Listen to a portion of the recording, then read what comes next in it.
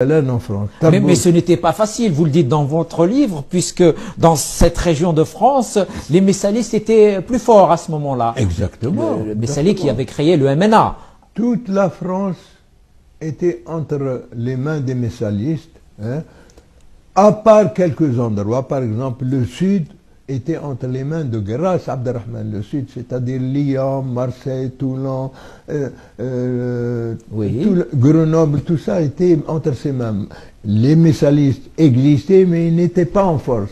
L'organisation, Guéras, c'était un homme d'expérience qui avait bien en main toute cette région. Et aussi, du côté de Sochaux, aussi, il y avait quelqu'un qui tenait bien cette région. Sinon, le reste de la France était entre les mains de Messali. Comme en Algérie, la Kabylie était... La Kabylie et l'Oranie. La Kabylie, l'Oranie était encore messaliste oui. à ce moment-là. Oui, oui. Mais en France, il y a eu beaucoup de morts dans cette lutte intestine entre le FLN et le MNA. On parle de 10 000 morts en France. Est-ce qu'on ne pouvait pas éviter cette guerre fratricide? Oui, oui. Ah ben, au début, quand on a commencé, quand on a créé le FLN, on était 4.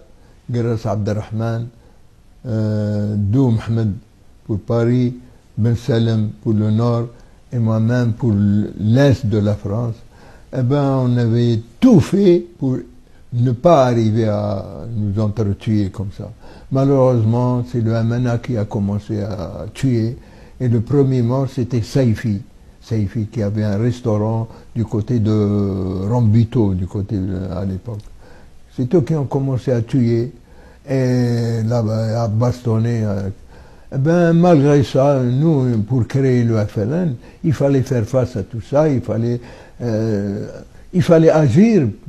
Eh ben, on était rompus à l'organisation, on était rompus à la politique. Et on avait beaucoup plus peur de ceux qui nous connaissent, militants comme nous. On n'avait pas peur de la police. La police ne nous connaissait pas. Oui. Voilà oui. comment. Et puis vous arrivez à